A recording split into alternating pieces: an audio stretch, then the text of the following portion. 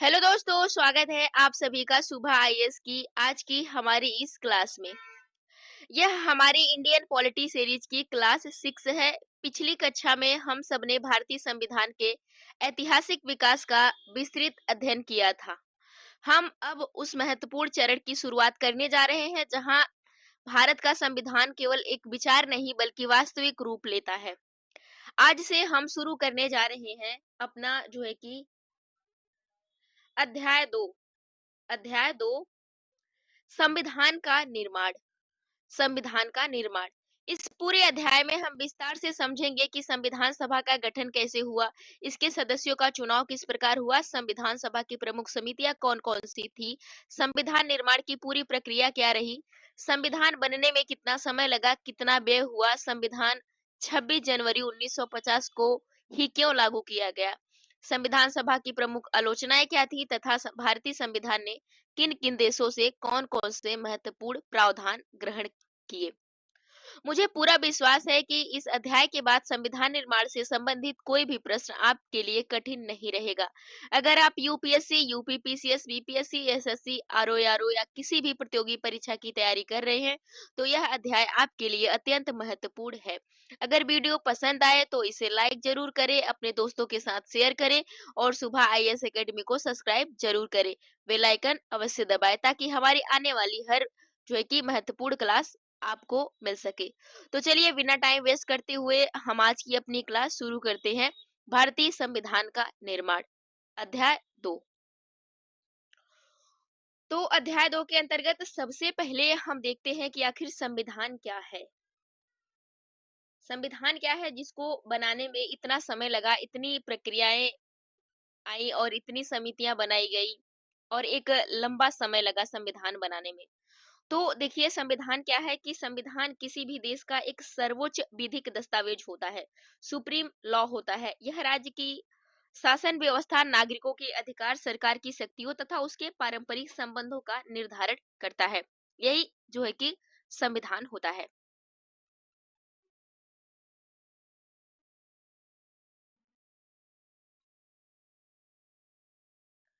इसी क्रम में हम देखते हैं कि संविधान निर्माण की पृष्ठभूमि क्या थी। संविधान निर्माण की पृष्ठभूमि क्या थी। तो सबसे पहले शुरू हुआ था आपका 1773 का रेगुलेटिंग एक्ट।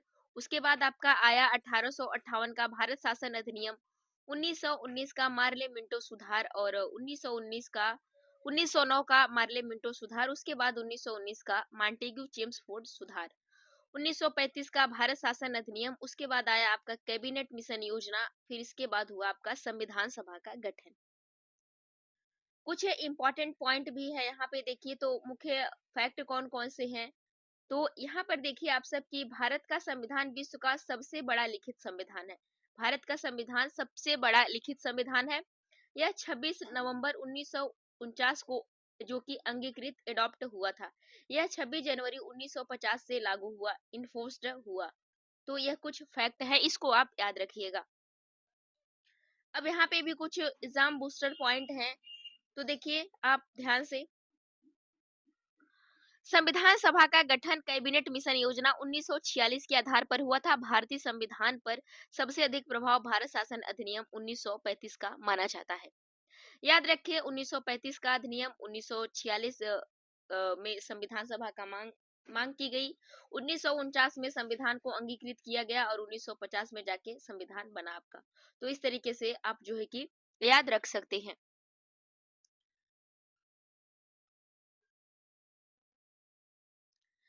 अब हम देखते हैं संविधान सभा की मांग। यहाँ पे पेज थोड़ा सा मतलब अप डाउन हो गया है, तो उसको हम ठीक कर देंगे। आप सब क्लास करिए। तो यहाँ पे सबसे पहली बात उठती है आपकी कि संविधान सभा की मांग कैसे उठाई गई थी। तो संविधान सभा की मांग 1934 में एम एन राय ने पहली बार संविधान सभा की मांग उठाई थी। उन्हें संविधान सभा की अवधारणा का जनक माना जाता है। एम एन राय को संविधान सभा का जो कि जनक माना जाता है। दूसरी बार क्या हुआ था, 1935 में भारतीय राष्ट्रीय कांग्रेस ने संविधान सभा की मांग का समर्थन किया था। 1935 में भारतीय राष्ट्रीय कांग्रेस ने संविधान सभा की मांग का समर्थन किया था। इस मांग को राष्ट्रीय आंदोलन का प्रमुख जो है कि उद्देश्य बनाया गया था। अब देखते हैं 1938। 1938 में क्या हुआ था कि 1938 में जवाहरलाल नेहरू ने घोषणा किया कि भारत का संविधान केवल भारतीय संविधान सभा द्वारा बनाया जाएगा। संविधान सभा का गठन वयस्क मताधिकार के आधार पर होना चाहिए। यह बात कही थी जवाहरलाल नेहरू ने 1938 में। अब बात करते हैं अगस्त प्रस्ताव। अगस्त प्रस्ताव 1940। ब्रिटिश सरकार ने पहली बार संविधान सभा के सिद्धांत को स्वीकार किया। तो यहाँ से आपका अगस्त प्रस्ताव। इसके बाद देखते हैं हम क्रिप्स मिशन 1942। युद्ध के बाद संविधान सभा के गठन का प्रस्ताव रखा गया। क्रिप्स मिशन के तहत भारतीय नेताओं ने इस प्रस्ताव को अस्वीकार कर दिया था, जो क्रिप्स प्रस्ताव था। अगला देखते हैं कैबिनेट मिशन योजना। इंपॉर्टेंट है आपके लिए कैबिनेट मिशन योजना। यहाँ पे देखिए फैक्ट तो सारे इंपॉर्टेंट है यूपी पीसीएस के लिए। कैबिनेट मिशन योजना 1946। संविधान सभा के गठन की विस्तृत योजना प्रस्तुत की गई। इसी योजना के आधार पर संविधान सभा का गठन किया गया। संविधान सभा का गठन किया गया।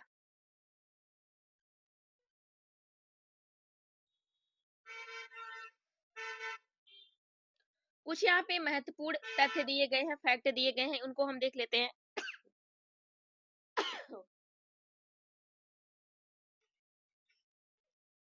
देख लेते हैं फैक्ट। 1934 में एम.एन. राय ने पहली बार संविधान सभा की मांग उठाई। 1940 के अगस्त प्रस्ताव में ब्रिटिश सरकार ने पहली बार सिद्धांततः स्वीकार किया। 1946 की कैबिनेट मिशन योजना के आधार पर संविधान सभा का गठन हुआ। तो इतनी सारी जानकारी हम यहाँ से देख लेते हैं अपने जो है कि परीक्षा के दृष्टिकोण से। अब हम इसी के क्रम में आगे चलते हैं। यहाँ पे कुछ एग्जाम बूस्टर पॉइंट है, क्या क्या है। तो यह जो इम्पोर्टेंट फैक्ट है इसको आपको जरूर जो है कि याद होना चाहिए, क्योंकि यह इम्पोर्टेंट है। कई बार सीक्वेंस लगाने के लिए पूछा जाता है अगर आप पीवाईक्यू सॉल्व किए होंगे तो। 1934 में पहली बार एम.एन. राय द्वारा मांग उठाई गई। भारतीय राष्ट्रीय कांग्रेस के माध्यम से भी मांग उठाई गई। 1938 में नेहरू जी की घोषणा हुई। उसके बाद 1940 में अगस्त प्रस्ताव आया। उसके बाद क्रिप्स मिशन। उसके बाद आपका 1946 में कैबिनेट मिशन योजना के तहत संविधान सभा का आपका गठन किया गया।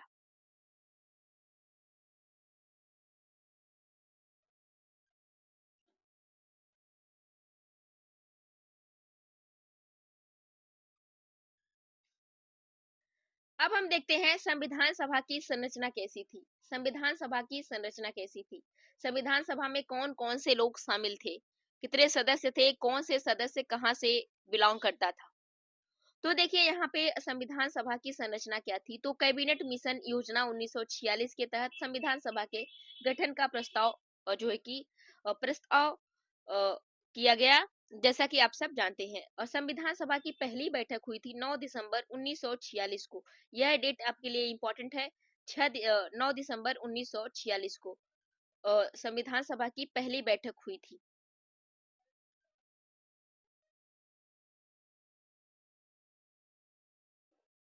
देखिए संविधान सभा के अधिकांशतः सदस्य प्रांतीय विधानसभाओं द्वारा अप्रत्यक्ष निर्वाचन से जुड़े गए थे, जबकि देशी रियासतों के प्रतिनिधि अन्य शासकों के द्वारा नामित किए गए थे।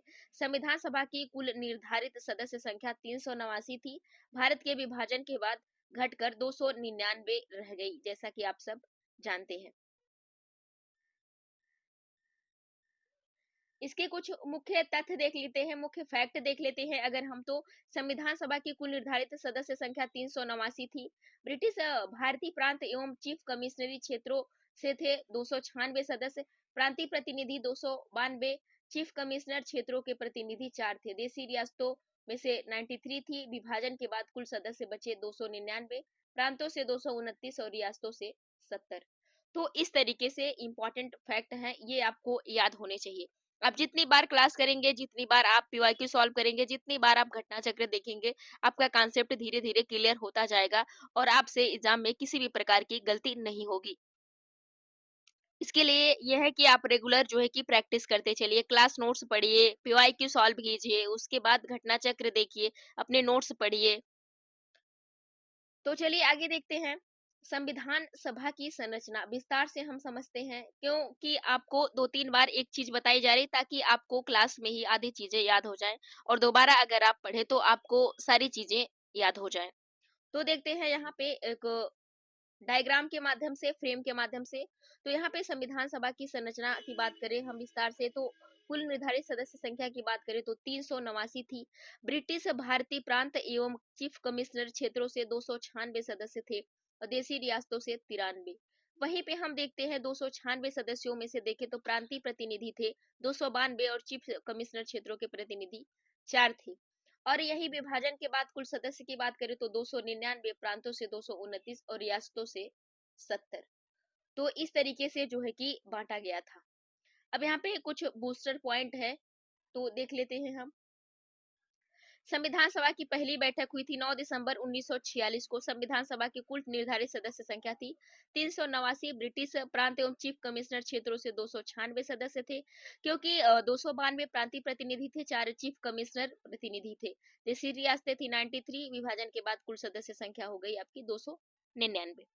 और याद रखिए कि कुल निर्धारित सदस्य संख्या 389, ब्रिटिश भारतीय प्रांत एवं चीफ कमिश्नर क्षेत्रों से 296 और प्रांत से 292, 4 जो थे कमिश्नर थे, चीफ कमिश्नरियां थी और देशी रियासतें 93 थी। विभाजन के बाद कुल 299 और 229 प्रांतों से 70 रियासतों से। इतनी बार ये चीजें क्यों बताई गई हैं?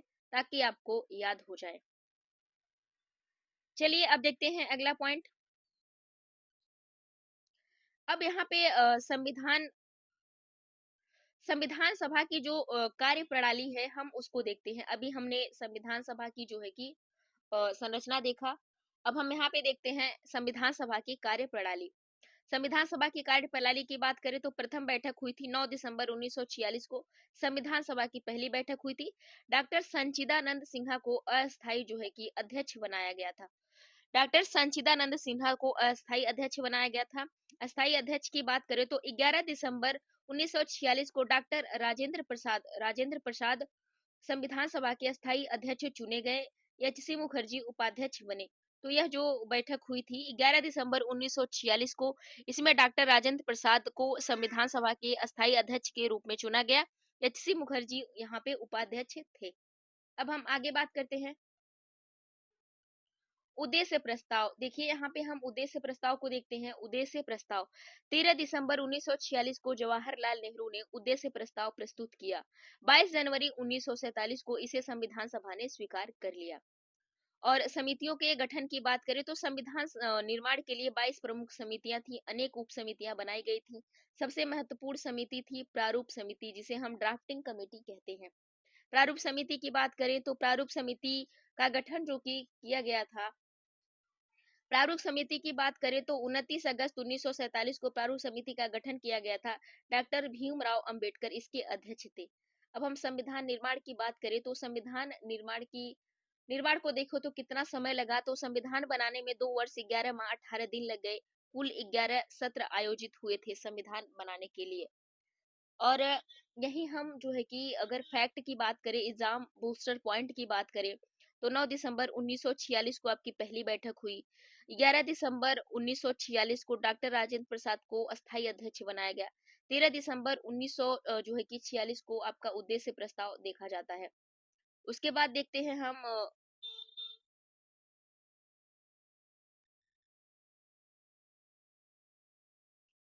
उद्देश्य प्रस्ताव देखा जाता है। और 29 अगस्त जो है कि 29 अगस्त, एक सेकंड,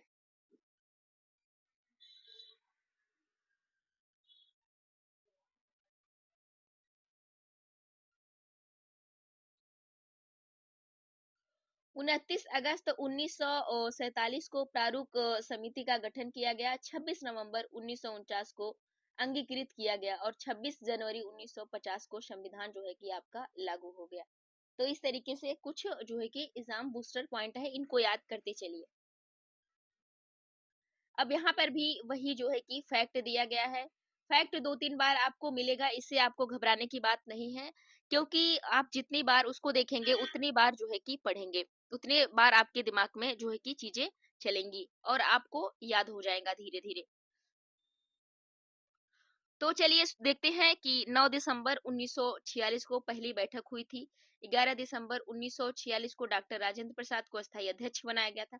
13 दिसंबर 1946 को उद्देश्य प्रस्ताव प्रस्तुत किया गया था। 22 जनवरी 1947 को उद्देश्य प्रस्ताव स्वीकार किया गया था। 29 अगस्त 1947 को प्रारूप समिति का गठन किया गया था और 26 जनवरी 1950 को जो है कि आपका संविधान लागू हो गया। 26 नवंबर 1949 को संविधान अंगीकृत किया गया था। तो इतनी सारी चीजें आपके माइंड में होनी चाहिए। देखिए, ध्यान दें कि संविधान सभा ने 11 सत्रों में लगभग 165 दिनों तक बैठक की और 2 वर्ष 11 माह 18 दिन के परिश्रम से यह संविधान हमारा जो भारत का तैयार हुआ। अब यहाँ पे देखते हैं कि संविधान सभा की जो 15 महिला सदस्य शामिल थी, इसमें 15 महिला सदस्य शामिल थी, 15 महिला सदस्यों ने भाग लिया था। तो इन महिला सदस्यों में कौन-कौन सी शामिल थी, सबसे पहले हम देखते हैं यहाँ पे प्रमुख महिला सदस्य एवं उनका योगदान। सबसे पहले देखते हैं हम हंसा मेहता।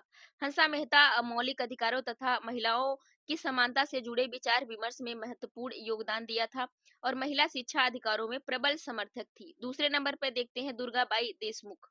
दुर्गाबाई देशमुख जो कि समाज सुधार, शिक्षा एवं सामाजिक कल्याण से जुड़े विषयों पर महत्वपूर्ण जो है कि भूमिका निभाती थी। बाद में केंद्रीय सामाजिक कल्याण बोर्ड की प्रथम अध्यक्ष बनी। तीसरी महिला है जो कि संविधान सभा में शामिल थी, राजकुमारी अमृत कौर। स्वास्थ्य, महिला कल्याण एवं शिक्षा के क्षेत्र में महत्वपूर्ण इनका योगदान है। स्वतंत्र भारत की पहली स्वास्थ्य मंत्री बनी। सुचेता कृपलानी की बात करें तो स्वतंत्रता संग्राम की प्रमुख नेता एवं विधान सभा की सक्रिय सदस्य थी। बाद में भारत की पहली महिला मुख्यमंत्री बनी उत्तर प्रदेश में सुचेता कृपलानी। अगली महिला की बात करें दक्षायणी वेलायुधन। वेलायुधन दक्षायणी वेलायुधन संविधान सभा की एकमात्र दलित महिला सदस्य थी। इंपॉर्टेंट हो जाता है आपका। सामाजिक समानता एवं अस्पृश्यता कानून की प्रबल समर्थक थी। एक बार हम इनका सीक्वेंस देख लेते हैं। कई बार महिलाओं का नाम पूछ लिया जाता है कि प्रमुख महिला सदस्य संविधान सभा में कौन कौन सी शामिल थी। तो देखते हैं संविधान की सभी 15 महिला सदस्य अम्मू स्वामीनाथन, एनी मास्करेन, बेगम एजाज रसूल, दक्षायणी वेलायुधन, दुर्गाबाई देशमुख, हंसा मेहता, कमला चौधरी, लीला राय या लीला राव, मालती चौधरी, पूर्णिमा बनर्जी, राजकुमारी अमृत कौर, रेणुका राव और जो कि सरोजनी नायडू, सुचेता कृपलानी, विजय लक्ष्मी पंडित। तो इतनी सारी महिलाएं जो है कि योगदान दिया था संविधान सभा बनने में, संविधान बनाने में। तो देखिए महिला सदस्य 15 थी। अगर देखा जाए एग्जाम बूस्टर पॉइंट में तो एकमात्र महिला जो दलित महिला सदस्य दक्षाड़ी दक्षायणी वेलायुधन, प्रथम स्वास्थ्य मंत्री राजकुमारी अमृत कौर, प्रथम महिला मुख्यमंत्री सुचेता कृपलानी, उत्तर प्रदेश महिला अधिकारों की प्रमुख समर्थक हंसा मेहता। तो कुछ जो है कि इंपॉर्टेंट पॉइंट है, इनको आप सब देख लीजिएगा। इन महिलाओं ने संविधान निर्माण में महत्वपूर्ण भूमिका निभाकर भारतीय लोकतंत्र को सशक्त बनाया है। अब देखते हैं स्वतंत्रता अधिनियम द्वारा परिवर्तन। स्वतंत्रता अधिनियम द्वारा परिवर्तन।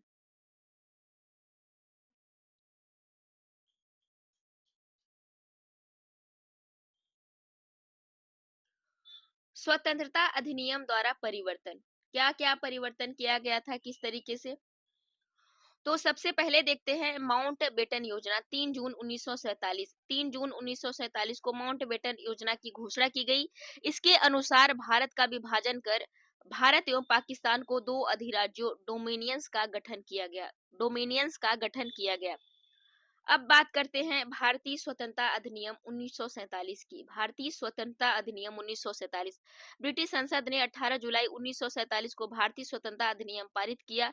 15 अगस्त 1947 को भारत एवं पाकिस्तान 2 स्वतंत्र अधिराज्य बन गए। संविधान सभा में परिवर्तन की बात करें तो विभाजन के बाद संविधान सभा की सदस्य संख्या 389 से घटकर 299 रह गई। देशी रियासतों के प्रतिनिधियों की संख्या 93 से घटकर 70 रह गई। तो इस तरीके से देख सकते हैं। अब संविधान सभा की नई भूमिका की बात करें। संविधान सभा की नई भूमिका, स्वतंत्रता अधिनियम 1947 के बाद संविधान सभा पूर्णतः संप्रभु सौरन निकाय बन गई। संविधान निर्माण के साथ साथ यह अंतरिम यानी विधायिका के रूप में भी कार्य करने लगी। मुस्लिम लीग विभाजन के बाद मुस्लिम लीग के अधिकांश सदस्य पाकिस्तान की संविधान सभा में चले गए। वे भारतीय संविधान सभा से अलग हो गए। भारतीय संविधान सभा से अलग हो गए। 3 जून 1947 माउंटबेटन योजना, 18 जुलाई 1947 भारतीय स्वतंत्रता अधिनियम पारित किया गया, 15 अगस्त 1947 भारत स्वतंत्र हुआ और 389 सदस्य से 299 संविधान सभा के सदस्य रह गए। विभाजन के बाद 93 से 70 देशी रियासतों के प्रतिनिधि थे। संविधान सभा जब बनी संप्रभु निकाय प्लस जो है कि अंतरिम संसद हो गई। तो इस तरीके से जो है कि देख सकते हैं। कुछ इंपॉर्टेंट पॉइंट हम याद रख सकते हैं, जैसे फैक्चुअल है, फैक्ट है, जैसे माउंटबेटन योजना 3 जून 1947 भारतीय स्वतंत्रता अधिनियम 18 जुलाई 1947 15 अगस्त 1947 को लागू हुआ था। सदस्य संख्या 389 से 299 रह गई। देशी रियासतों के प्रतिनिधि 93 से 70 संविधान सभा संप्रभु निकाय प्लस अंतरिम संसद बनकर रह गई, बनी। उसके बाद हम देखते हैं कि उसके बाद कुछ इंपॉर्टेंट फैक्ट और भी है जो हमारे एग्जाम के दृष्टिकोण से बहुत ही इंपॉर्टेंट है। जैसे हम देखते हैं कि 22 जुलाई 1947 को संविधान सभा ने राष्ट्रीय ध्वज तिरंगा को अपनाया था। इंपॉर्टेंट है, तिरंगा को अपनाया था। 24 जनवरी 1950 को संविधान सभा ने राष्ट्रीय गान जन गण मन को गाया था। 24 जनवरी 1950 को वंदे मातरम को राष्ट्रीय गीत के रूप में स्वीकार किया गया और 24 जनवरी 1950 को संविधान सभा ने डॉक्टर राजेंद्र प्रसाद को स्वतंत्र भारत का प्रथम राष्ट्रपति निर्वाचित किया था। संविधान सभा की अंतिम बैठक 24 जनवरी 1950 को हुई थी। संविधान सभा का जो है कि डिसोल्यूशन 26 जनवरी 1950 को हुआ।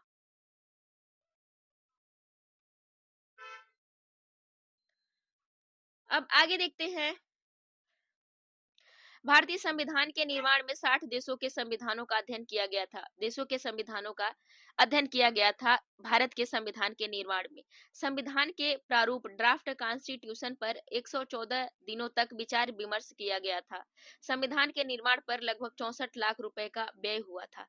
याद रखें, फिर से एक बार हम फैक्चुअल डेटा को याद रखते हैं आप सभी के साथ। 22 जुलाई 1947 को राष्ट्रीय ध्वज तिरंगा को अपनाया गया था। 24 जनवरी 1950 को राष्ट्रीय गान जनगण मन गाया गया था। 24 जनवरी 1950 को राष्ट्रीय गीत वंदे मातरम को गाया गया था और 24 जनवरी 1950 को प्रथम राष्ट्रपति डॉक्टर राजेंद्र बने थे और 24 जनवरी 1950 को अंतिम बैठक हुई थी और 26 जनवरी 1950 को संविधान का जो है कि डिसोल्यूशन हुआ था। 60 देशों का अध्ययन करके अपना संविधान बनाया गया है। 114 दिन की प्रारूप पर विचार करके और 64 लाख रुपए व्यय करके जो है कि संविधान का निर्माण किया गया है। आशा करते हैं आपको अच्छे से समझ में आ गया होगा। अब आगे देखते हैं।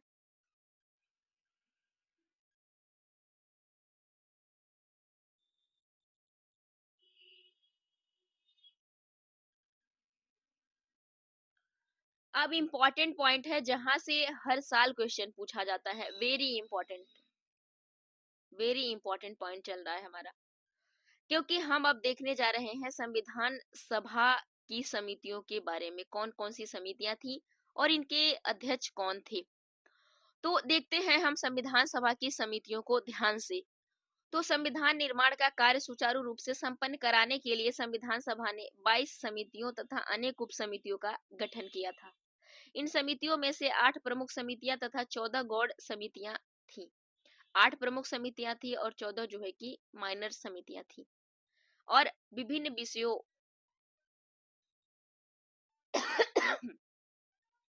विभिन्न विषयों पर अध्ययन, विचार विमर्श एवं प्रतिवेदन यानी रिपोर्ट तैयार करने का कार्य इन्हीं समितियों द्वारा किया गया था। संविधान निर्माण में प्रारूप समिति ड्राफ्टिंग कमेटी की भूमिका सबसे अधिक महत्वपूर्ण मानी जाती है। प्रमुख समितियां एवं उनके अध्यक्ष कौन कौन थे, तो देख लेते हैं। प्रमुख समितियां एवं उनके अध्यक्ष प्रमुख समितियां एवं उनके अध्यक्ष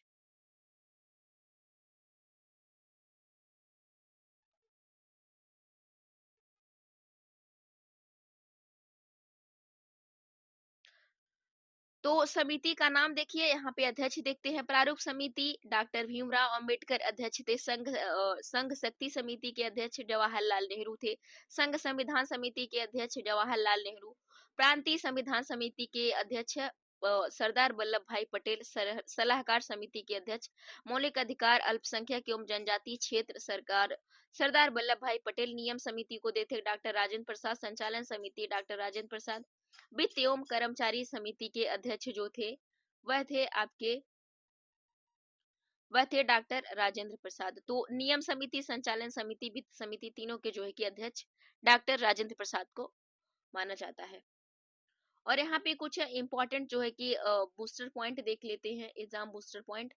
कुल समितियां कितनी थी? 12। प्रमुख समितियां 8 थी, गौड़ समितियां 14 थी, सबसे महत्वपूर्ण समिति थी प्रारूप समिति। यहाँ पे कुछ नोट करके दिया गया है इंपॉर्टेंट पॉइंट। प्रारूप समिति के अध्यक्ष डॉक्टर भीमराव अम्बेडकर थे, जिन्हें भारतीय संविधान सभा का जो कि आर्किटेक्ट, और प्रारूप समिति के अध्यक्ष डॉक्टर भीमराव अम्बेडकर थे, जिन्हें भारतीय संविधान का शिल्पकार, आर्किटेक्ट कहा जाता है। इंपॉर्टेंट है, इसको देख लेते हैं। अब अगला पॉइंट देखते हैं आप सभी के सामने कि 8 जो बड़ी समितियां थी, उसके बाद 14 जो कि माइनर समितियां थी, गौड़ समितियां थी, इनको हम देख लेते हैं।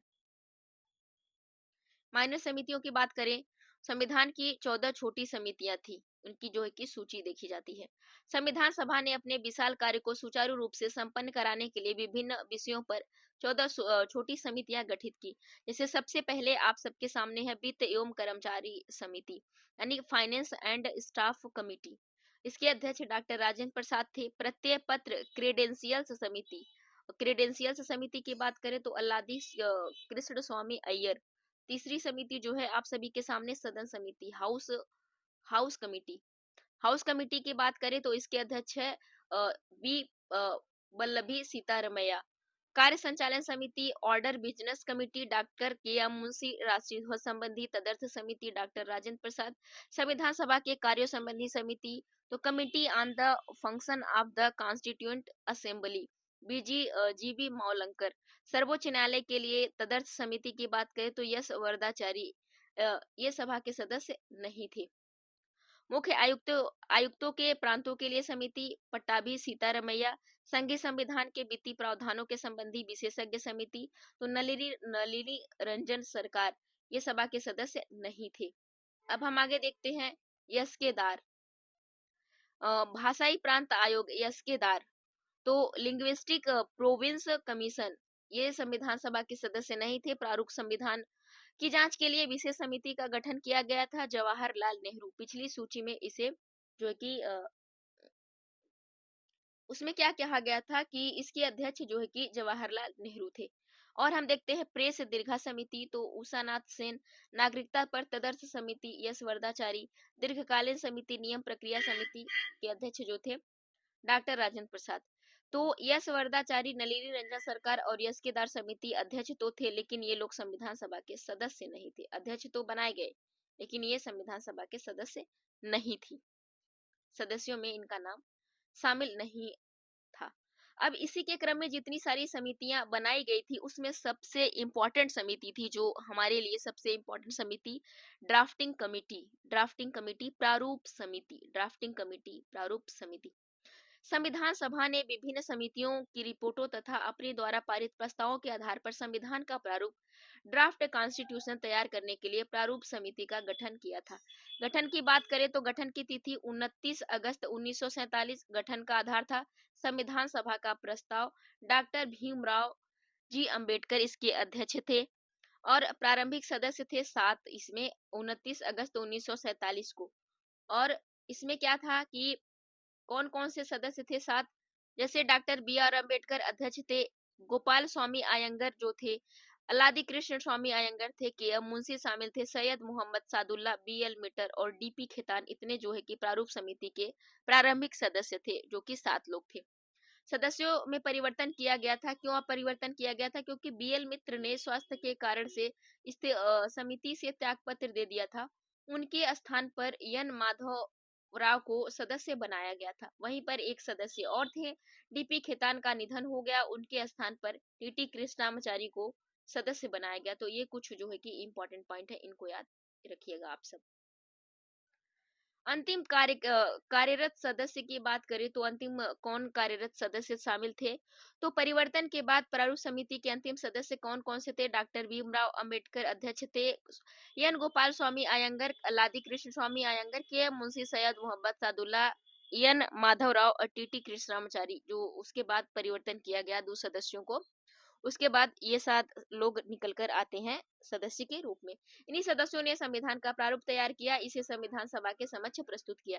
प्रमुख कार्य की बात करें तो विभिन्न समितियों की रिपोर्टों के आधार पर संविधान का प्रारूप तैयार किया गया। संविधान सभा द्वारा पारित प्रस्तावों को विधिक या कानूनी रूप देना तथा आवश्यक संशोधन करना, प्रारूप में स्पष्ट, सुसंगत एवं उपयुक्त कानूनी भाषा का प्रयोग करना, अंतिम प्रारूप संविधान सभा के समक्ष प्रस्तुत करना। तो इसका प्रमुख कार्य था समिति का। कुछ जो है कि इम्पोर्टेंट जो एग्जाम बूस्टर पॉइंट देख लेते हैं। तो गठन 29 अगस्त 1947, अध्यक्ष डॉक्टर बी आर अम्बेडकर, प्रारंभिक सदस्य 7 थे, अंतिम सदस्य 7 थे। प्रारूप समिति जो ड्राफ्टिंग कॉन्स्टिट्यूशन प्रस्तुत करने की तिथि थी 4 नवंबर 1948। तो प्रारूप समिति को संविधान निर्माण की सबसे महत्वपूर्ण समिति जो है कि माना जाता है। माना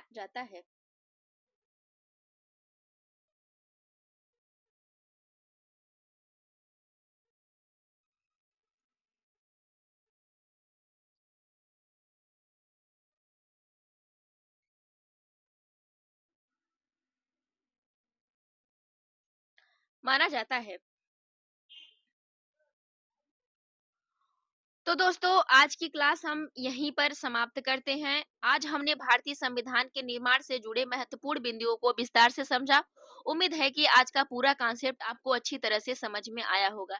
अगली क्लास में हम इसी अध्याय के शेष महत्वपूर्ण विषयों को विस्तार से पढ़ेंगे और भारतीय संविधान का निर्माण अध्याय को पूर्ण करेंगे।